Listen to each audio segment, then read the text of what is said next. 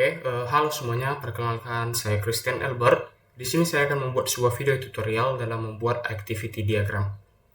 Nah, di sini untuk membuat activity diagramnya saya menggunakan sebuah web yaitu Logicchart.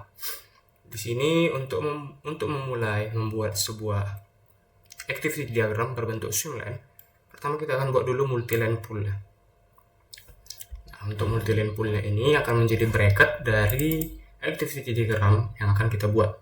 Kita ubah nama multiline poolnya menjadi activity diagram aplikasi pesan tiket. Nah, jadi judul dari activity diagram yang akan kita buat ini adalah activity diagram aplikasi pesan tiket. Lalu untuk kedua streamline-nya, kita akan buat line yang pertama kita ganti menjadi customer, dan line yang kedua saya akan ganti menjadi admin.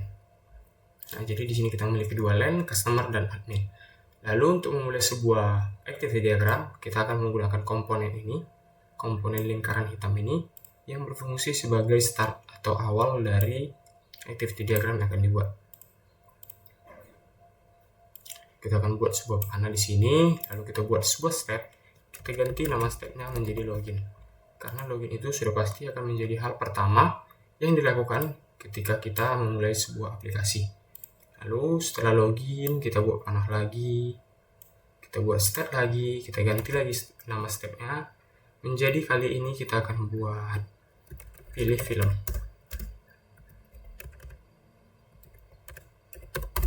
Nah, karena pilih film ini akan menjadi step yang selanjutnya akan dilakukan oleh customer setelah melakukan login terhadap aplikasi pesan tiketnya. Nah, setelah customer melakukan pilih film, berikutnya akan dibuat step ke arah line admin, yang dimana stepnya ini kita akan ubah namanya menjadi cek database film yang tayang. Nah, jadi maksudnya adalah ketika customer melakukan pemilihan terhadap film yang akan dipesan atau yang akan ditonton, admin itu secara otomatis harus melakukan checking atau melakukan pemeriksaan terhadap film-film apa saja yang sedang tayang, yang tiketnya itu bisa diperjualbelikan di aplikasi pesan tiket yang dikembangkan.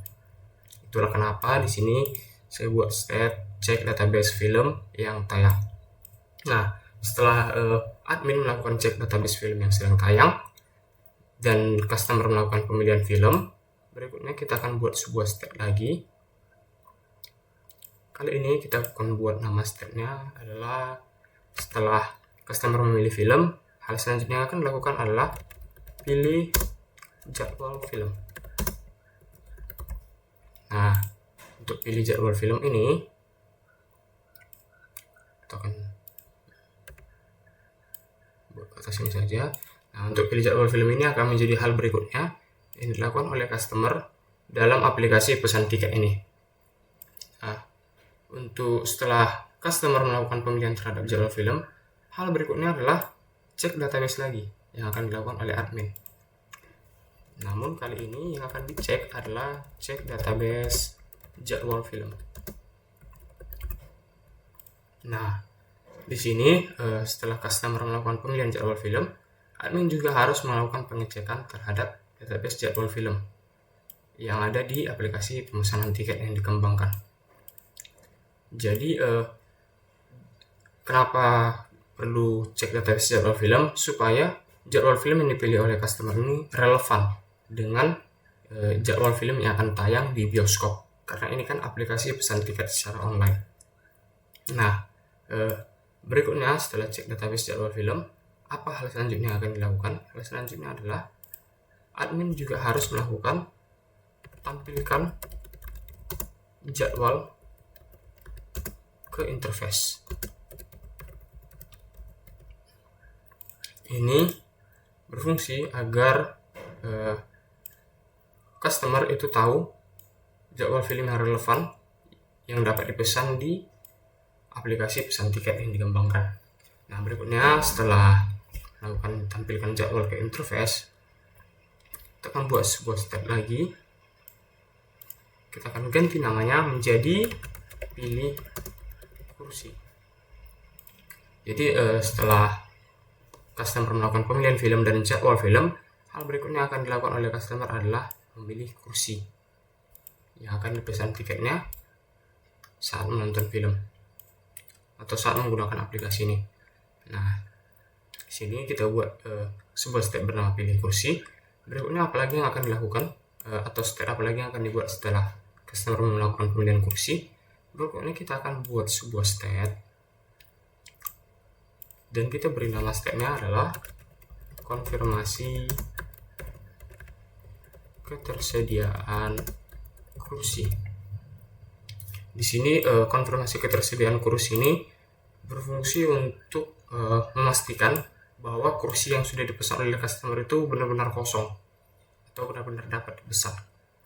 Nah, lalu setelah membuat step konfirmasi ketersediaan kursi, hal berikutnya setelah customer melakukan pemilihan film yang akan ditonton dan pemilihan jadwal film kapan akan ditonton, lalu sudah memilih kursi yang akan dipesan, berikutnya customer tinggal melakukan pembayaran tiket. Kita buat sebuah step pembayaran tiket dan kita buat ini berada di line customer, karena yang akan melakukan hal-hal yang di atas ini seperti login, pilih film, pilih jadwal film, pilih kursi dan bayar tiket itu adalah customer.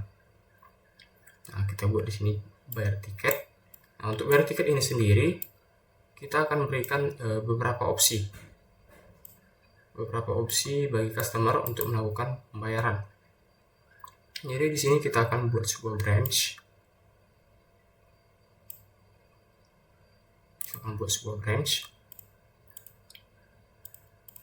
Nah, untuk branch ini kita akan buat sedikit untuk activity diagram kali ini. Saya hanya akan membuat dua buah step dari branch ini. Step yang pertama akan saya beri nama e-wallet.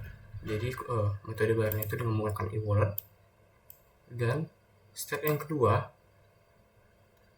itu saya akan beri nama m-banking.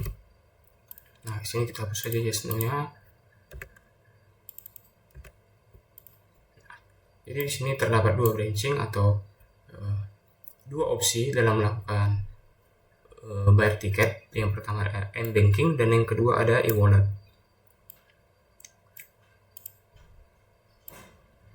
Untuk masing-masing m-banking dan e-wallet ini kita buatnya masih di dalam line customer. Karena apa? Karena yang melakukan pembayaran ini adalah customer, bukan admin. Jadi activity ini atau step ini dilakukan atau dijalankan oleh customer. Nah, lalu untuk masing-masing m-banking dan e-wallet kita akan buat sebuah relationship ke step lain yang berada di line admin. Nama stepnya adalah akan kita buat menjadi proses pembayaran. Nah, karena ini stepnya kita ambil dari m-banking, maka kita buat nama stepnya adalah proses pembayaran m-banking. Lakukan hal yang sama terhadap metode pembayaran e-wallet. Kita beri nama stepnya proses pembayaran e-wallet. Ini artinya adalah stepnya ini merepresentasikan pemrosesan pembayaran atau pengecekan pembayaran yang dilakukan oleh admin. Jadi ketika customer melakukan pembayaran tiket, admin itu akan langsung melakukan pengecekan apakah pembayaran yang sudah dilakukan oleh customer itu benar-benar sudah terkonfirmasi atau belum. Nah, ketika sudah terkonfirmasi, itu akan dijalankan di dalam step proses pembayaran ini, baik proses pembayaran m-banking maupun e-wallet.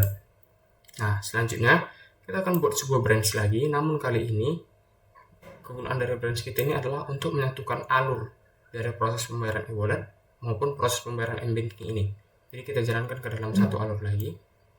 Kita buat relationship ke branchingnya. Lalu kita buat sebuah step dari branching ini.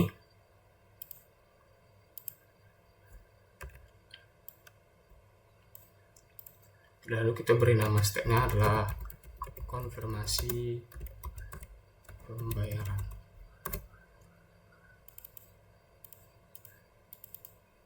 Kita bisa hapus saja ininya. Nah, kenapa kita melakukan branching lagi? Karena setelah proses pembayaran m-banking dan e-wallet ini, kita akan menyatukan lagi activity diagram ini ke dalam satu alur yang sama, yaitu konfirmasi pembayaran. Jadi, walaupun customer melakukan pembayaran melalui m-banking ataupun e-wallet, konfirmasi pembayaran ini pasti akan dilakukan juga. Karena itu, kita jadikan semuanya activity diagram ini kembali ke dalam satu alur lagi. Setelah konfirmasi pembayaran yang dilakukan oleh admin tadi, seperti yang sudah saya jelaskan sebelumnya, kita akan buat sebuah step lagi. Nah, kali ini stepnya kita akan buat di line customer, dan kita beri nama terima tiket elektronik. Nah, tiket elektronik ini kita buat di line customer karena yang akan menerima tiket elektronik ini adalah customer, bukan admin. Nah, jadi setelah melakukan terima tiket elektronik oleh customer, aplikasi pemesanan tiket bioskop ini akhirnya sudah sampai di situ saja fungsionalitasnya, dan itu artinya activity diagramnya juga sudah selesai. Untuk mengakhiri sebuah activity diagram, kita akan buat sebuah komponen untuk menandakan akhir dari step diagram yang dibuat, akhir dari activity step diagram yang dibuat. Jadi kurang lebih seperti ini activity diagram dari aplikasi pesan tiket yang saya buat. Semoga activity diagram ini dan video ini dapat membantu semua yang menonton video ini. Mohon maaf saya ucapkan atas kekurangan ataupun ada kesalahan pengucapan. Lebih dan kurangnya saya mohon maaf. Saya ucapkan terima kasih.